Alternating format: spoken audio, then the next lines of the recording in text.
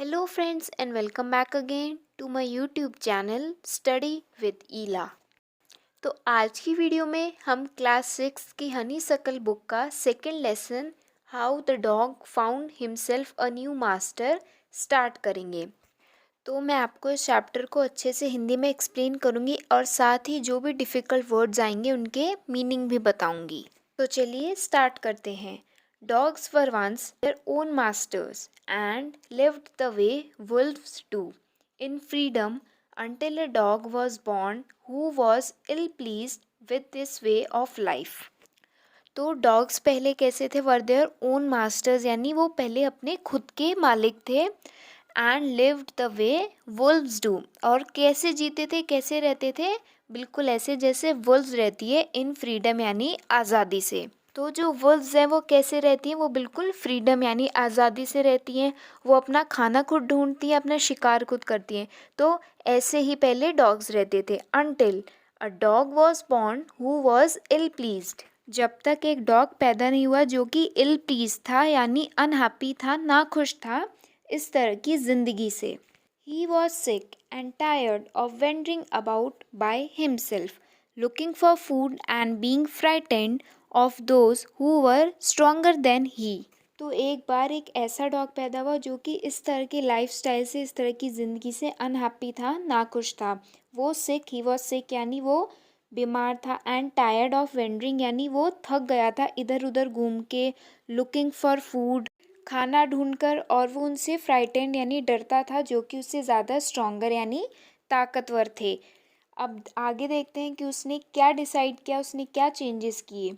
He thought it over and decided that the best thing for him to do was to become the servant of one who was stronger than anyone on earth. तो उस dog ने क्या सोचा और क्या decide किया कि उसके लिए बेस्ट थिंग यानी सबसे अच्छी बात क्या होगी?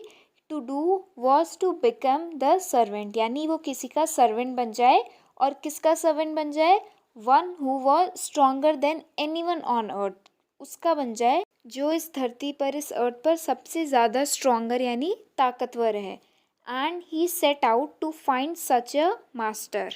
तो जो डॉग होता है वो ऐसे मास्टर, मालिक को ढूंढने के लिए निकल पड़ता है जो सबसे ज़्यादा ताकतवर हो इस पृथ्वी पर। He walked and he walked and he met a kinsman of his, a big wolf who was as strong as he was fierce. तो अब डॉग जो है वो निकल पड़ता है अपने मास्टर को ढूंढने के लिए, और वो चलता जाता है, चलता जाता है। और वो किससे मिलता है? एक किन्समैन से।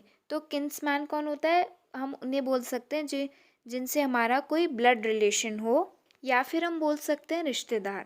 तो वो रिश्तेदार कौन था? एक बिग वुल्फ यानी बड़ा भेड़िया, जो कि as strong as he was fierce. तो वो इतना ही ताकतवर था और फियर्स था यानी निडर था, या कह सकते हैं वॉयलेंट था, जिसको जल्दी गुस्सा आ जाता हो। Where are you going dog? The wolf ask. तो जो भेड़िया होता है वो डॉग से पूछता है कि तुम कहाँ जा रहे हो। I am looking for someone to take up service with, would you like to be my master wolf. तो डॉग वुल्फ को क्या जवाब देता है कि मैं किसी को ढूंढ रहा हूँ जिसके लिए मैं सर्विस, या जिसके लिए मैं काम कर सकूँ। Would you like to be my master wolf. तो जो डॉग होता है वो उससे पूछता है, वुल्फ से, कि क्या तुम मेरे मालिक बनना चाहोगे। I don't see why not, the wolf said, and this agreed upon the two of them went on together. तो जो वुल्फ होता है उसके पास मना करने का तो कोई रीज़न था ही नहीं, तो उसने बोला कि ठीक है, वाई नॉट, मैं तुम्हारा मालिक बन जाता हूँ और तुम मेरे सर्वेंट बन जाओ। तो वो दोनों इस चीज़ पर एग्री कर जाते हैं, और फिर the two of them went on together, और वो दोनों साथ साथ फिर आगे बढ़ते हैं। They walked and all of a sudden the wolf lifted his nose, sniffed, darted quickly off the path and into the bushes and crept deeper into the forest. The dog was much surprised.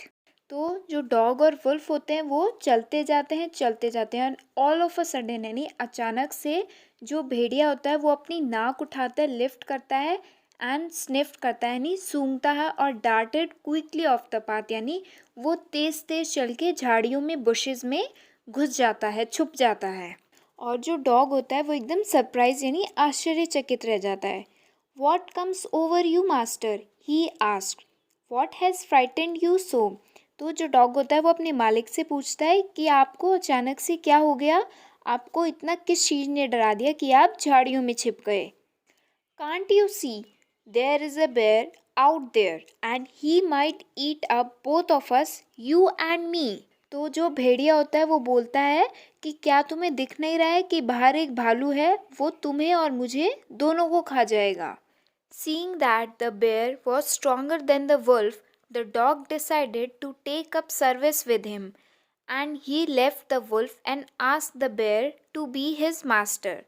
तो ये देखकर कि जो भालू है वो wolf से ज़्यादा स्ट्रॉन्ग है, तो डॉग क्या डिसाइड करता है, to take up service with him, यानी अब वो उसका सर्वेंट बन जाए, भालू का सर्वेंट बन जाए और अब वो उसके लिए काम करे। And he left the wolf and asked the bear to be his master, और अब वो वुल्फ को छोड़ देता है और बेयर से पूछता है कि क्या तुम मेरे मास्टर बनोगे, क्या तुम मेरे मालिक बनोगे। The bear agreed to this readily. तो जो बेयर होता है, भालू होता है, वो इस बात को मान लेता है और एग्री कर देता है। And said let us go and find a herd of cows, I will kill a cow and then we can both eat our fill.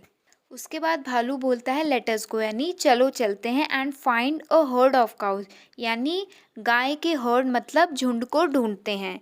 I will kill a cow and then we can both eat our fill, की मैं गाय को मारूंगा और उसके बाद हम दोनों अपना पेट भर के उसको खाएंगे। They walked on and soon saw a herd of cows, but just as they were about to come up to it, they were stopped by a terrible noise. The cows were mooing loudly and running in a panic in all directions. तो अब वो दोनों चलते गए and soon यानी जल्द ही उन्होंने saw a herd of cows, उन्होंने एक गायों का झुंड देखा।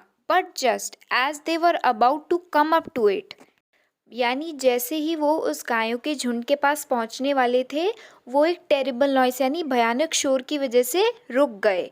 The cows were mooing loudly and running in a panic in all directions. तो जो गाय थी वो ज़ोर ज़ोर से आवाज़ें निकाल रही थी और पैनिक होकर यानी घबरा कर हर डायरेक्शन में, हर दिशा में भाग रही थी। The bear looked out from behind a tree and then he too ran hastily deeper into the forest. तो जो भालू होता है वो भी पेड़ के पीछे से देखता है and then he too ran hastily deeper into the forest, और वो भी जल्दी से, hastily मतलब जल्दी से जो फॉरेस्ट होता है उसके अंदर भाग जाता है। Now why did I have to come here? said he to the dog. It is the lion who rules the forest in these parts. अब वो डॉग से कहता है कि why did I have to come here, यानी अब मैं यहाँ पर क्यों आया हूँ। It is the lion who rules the forest in these part, की जो शेर है वो इस फॉरेस्ट के पार्ट पर यानी जंगल के इस इलाके पर रूल मतलब राज करता है, इसीलिए मैं यहाँ पर आया हूँ। द लायन हु इज़ ही, तो डॉग वुल्फ से पूछता है लायन वो कौन है। Don't you know he is the strongest beast on earth, क्या तुम्हें नहीं पता he is the strongest beast on the earth, यानी वो इस धरती पर सबसे ताकतवर बीस्ट यानी जानवर है। Well then I will say goodbye to you bear, I want a master who is stronger than anyone on earth. तो अब डॉग क्या बोलता है कि ठीक है, तो अब मैं तुम्हें गुड बाय यानी अब मैं तुमसे अलविदा लेता हूँ बेयर, कि मुझे ऐसा मास्टर यानी मालिक चाहिए था जो इस धरती पर सबसे ज़्यादा ताकतवर हो। And off the dog went to ask the lion to be his master. तो जो डॉग होता है वो लायन के पास चला जाता है और वो उससे पूछता है कि क्या तुम मेरे मालिक बनोगे। The lion agreed to it and the dog stayed with him and served him for a long long time. तो जो लायन होता है वो एग्री कर देता है कि हाँ मैं तुम्हारा मास्टर बनूंगा, और जो डॉग होता है वो उसी के साथ रहता है एंड सर्व्ड हिम यानी उसकी सेवा करता है, उसका सर्वेंट बनता है for a long long time यानी काफ़ी लंबे समय तक। It was a good life and he had nothing to complain of, for there was no stronger beast in the forest than the lion and no one dare touch the dog or offend him in any way. तो जो dog था उसकी एक अच्छी ज़िंदगी चल रही थी और उसके he had nothing to complain of, यानी उसके पास कोई कंप्लेन भी नहीं थी, कोई शिकायत नहीं थी। For there was no stronger beast in the forest than the lion, क्योंकि उससे जो उसका मास्टर था उससे कोई भी स्ट्रोंगर यानी ताकतवर बीस्ट नहीं था पूरे जंगल में। And no one dare touch the dog, और किसी की भी हिम्मत, डेयर्ड यानी हिम्मत नहीं थी डॉग को टच करने की या फिर ऑफेंड हिम इन एनी वे, या फिर उसको नाराज़ करने की। But one day the two of them were walking side by side along a path. तो एक दिन क्या होता है, वो दोनों शेर और जो डॉग होते हैं वो साइड बाय साइड यानी साथ साथ एक रास्ते पर चलते जा रहे थे। That ran amid bare cliffs when all of a sudden the lion stopped.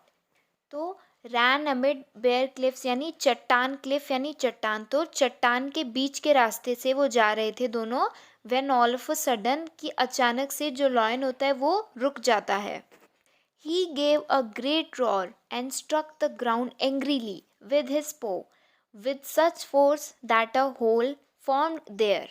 तो जो लॉयन होता है वो ग्रेट रॉर यानी ज़ोर से दहाड़ता है, and struck the ground angrily, और ज़ोर से जो ज़मीन होती है उसको बहुत गुस्से में मारता है, विद हिज पो यानी अपने पंजे से, with such force that a hole form there, मतलब वो इतनी ज़ोर से मारता है कि वहाँ पर जहाँ पर वो मारता है वहाँ पर एक होल यानी गड्ढा हो जाता है।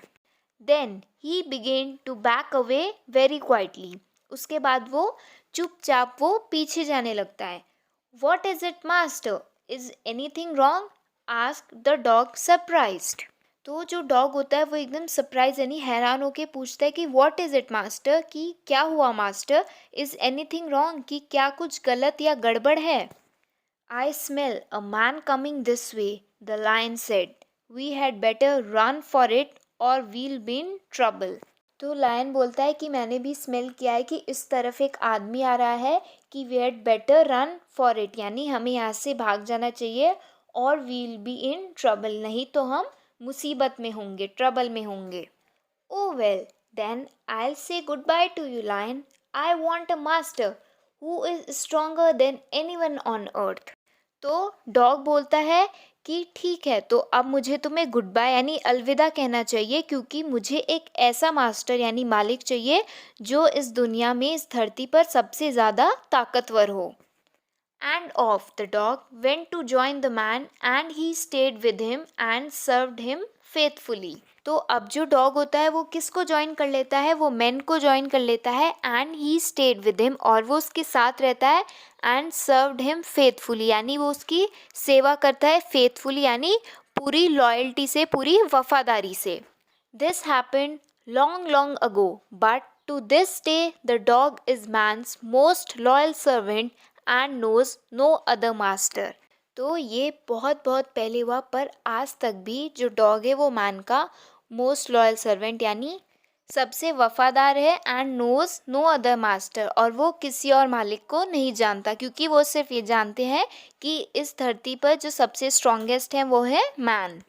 तो इसी के साथ हमारा ये चैप्टर समाप्त होता है। तो अगर आपको ये वीडियो पसंद आई हो तो वीडियो को लाइक करना और हमें कमेंट करके ज़रूर बताएं कि आपको ये वीडियो कैसी लगी।